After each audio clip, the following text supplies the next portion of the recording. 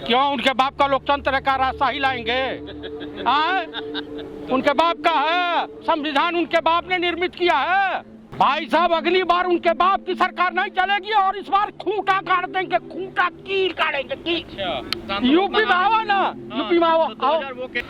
अरे भाई, अब आपके जो चपरासी हैं इस देश के प्रचार मंत्री माननीय नरेंद्र दामोदर दास मोदी प्रधानमंत्री नहीं रह गए हैं। वो डोनाल्ड ट्रंप के प्रचार मंत्री थे। 70 साल के इतिहास में, विश्व के इतिहास में पहला शासनाध्यक्ष है जो किसी देश में प्रचार मंत्री के रूप में गया हुआ था। अमेरिका में हाउडी मोदी इधर उधर करके, अरे जुमलेबाज है, आसाराम के चेले हैं। इन सबों की बात पर ध्यान मत दीजिए। ये कानून वापस नहीं लेने के लिए तैयार हैं तो किसान भी अधिक है कि हमें तुम्हें घुटनों के बल ला करके, इनकी भी हालत वही होगी जो डोनाल्ड ट्रंप की हो रही है अमेरिका में। दरअसल ये देश जो है गुलामी मानसिकता वाला देश है। इस देश के लोग 1 रुपये की चाहत में जहर की पुड़िया भी ले लेते हैं। इस देश में सबसे बड़ा अगर लालची कौम है तो इस देश का अंधविश्वासी हिंदू बकलोल अंधभक्तों की फौज है। उसी तरीके से आरएसएस संघ में उनके भक्तों को सुझाई नहीं दे रहा। वो तो पंजाब का किसान, हरियाणा का किसान, उत्तर प्रदेश का किसान, बिहार का किसान, यानी पूरे किसानों के मधुमक्खी के छत्ते में इन्होंने हाथ डाला है। और मधुमक्खी के छत्ते में हाथ डालने का परिणाम पूरी सरकार की चूल हिल गई है। माननीय प्रधानमंत्री महोदय को सुझाई नहीं दे रहा कि हम करें तो करें क्या। अगर इन्होंने बल प्रयोग कर दिया तो मैं आपको दावे के साथ कह सकता हूं कि देश सीरिया जैसा देश तब्दील हो जाएगा। अच्छा, ये कौन से होते हैं भाई? इस देश का पहला आतंकवादी नाथुराम गोडसे हुआ था। उसी संगठन के वो अटॉर्नी जनरल भी होंगे। वो कौन से वकील हैं? उस सरकार की सुप्रीम कोर्ट में दलाली करते हैं। उनका बस यही काम है और कुछ काम नहीं है। रहा बात ये कि 2014 में अडानी और अंबानी ने पैसा लगाया था बीजेपी के ऊपर, संघ के ऊपर, और ये सौदा तय हुआ था कि अगर सरकार हमारी बनती है तो आपके फायदे के लिए ही कानून लाया जाएगा। जैसे रेलवे बेच रहे हैं, BSNL बेच रहे हैं, भारत पेट्रोलियम बेच रहे हैं। खरीद कौन रहा है? अडानी अंबानी। ये भी गुलाम थे इस देश के में संविधान लागू हुआ। ये कहते मैं चाय बेचता था, चाय वो कहीं नहीं बेचते थे। पाकिटामारी में उनको 6 महीने की सजा हुई थी और उसके बाद इस देश के प्रधानमंत्री बने। इसी देश के संविधान, इसी देश के लोकतंत्र का नतीजा है कि हिंदुस्तान के शासनाध्यक्ष बने हैं।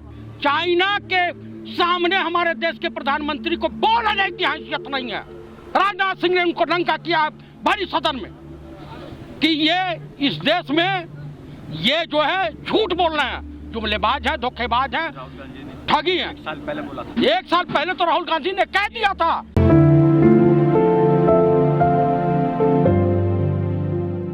चतुर्वेदी जी, जो मोदी सरकार है जितने भी फैसले लेकर आई है, जितने भी कानून लेकर आई, चाहे नोटबंदी हो, GST हो, 370 हो, 35 हो, किसान कानून हो, 3 तलाक हो, कोई भी वापस तो लिया नहीं है मोदी सरकार ने। इसको लेना पड़ेगा। इस बार उनका पाला इस देश के परिश्रमी अन्नदाता किसान भाइयों से है। इस बार उनका पाला अन्नदाताओं से पड़ा है, जिनकी औलादें बॉर्डरों पे शहीद होने के लिए खड़ी हैं। सरकार कहती है ये कानून बढ़िया है, कम से कम उसको 1.5 साल देख लो। राजनाथ जी भी बोल चुके हैं, इससे किसानों की आय 2 गुना होगी, लागत का 1.5 गुना मिलेगा, अच्छे दिन आएंगे किसानों के। राजनाथ सिंह जी को आप नेताओं की श्रेणी में गिनते हैं क्या?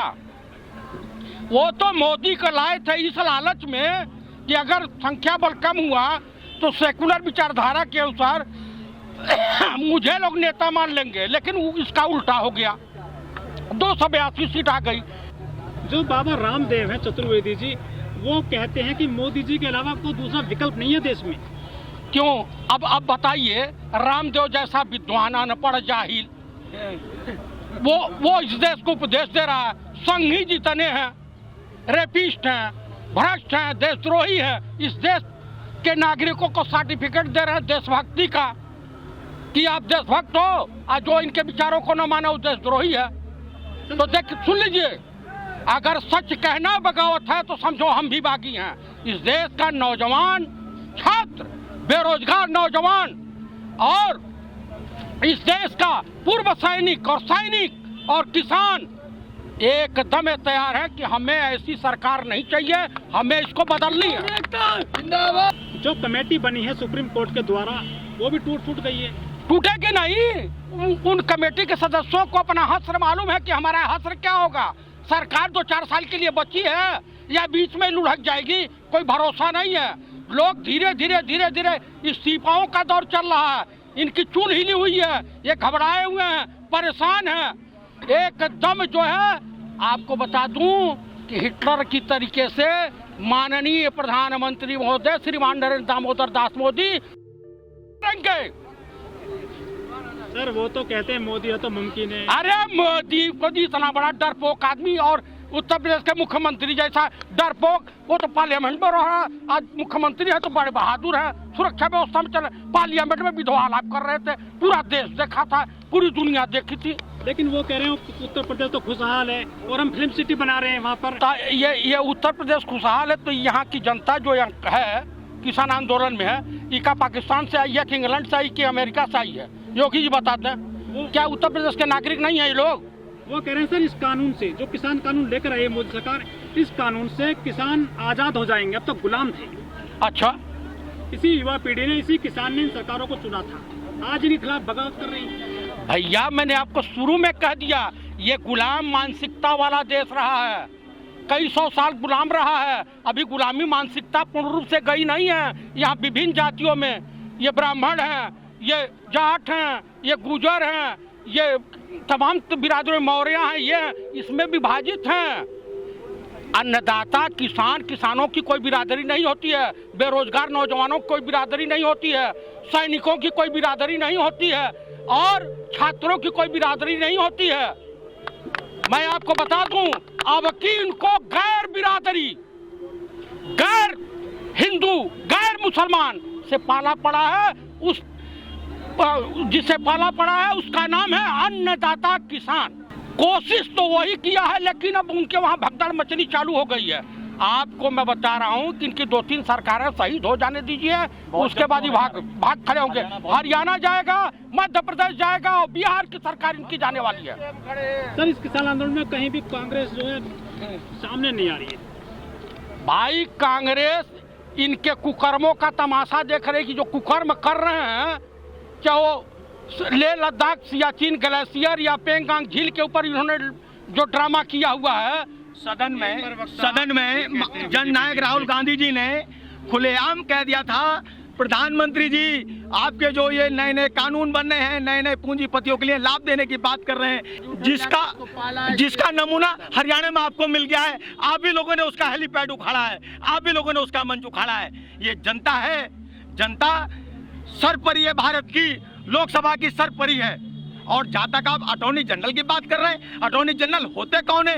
यही किसान के बेटे होंगे, यही मजदूर के बेटे होंगे। क्या उनकी अंतरात्मा मर गई?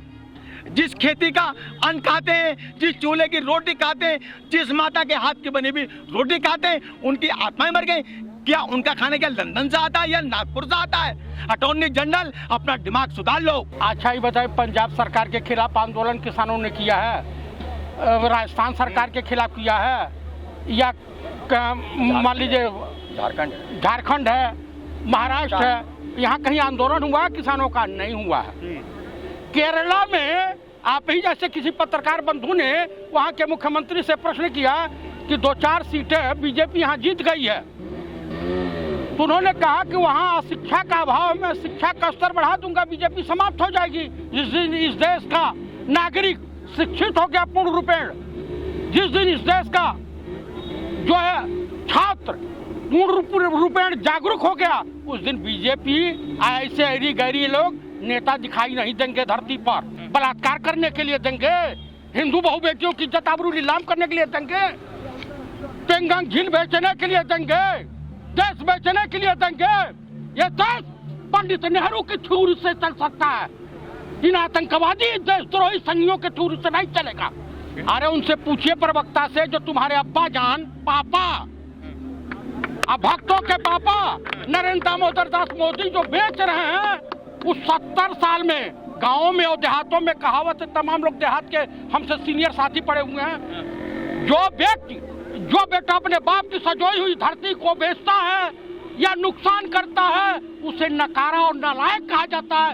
अब इससे ज्यादा मैं कुछ नहीं कहना चाहूंगा। अरे मैंने कहा ना, ये पाकिट मारी उचक्को बलात्कारियों की पार्टी है बीजेपी। बुलंदशहर वाला कांड जो हुआ है ना, वही कहना चाहते हैं।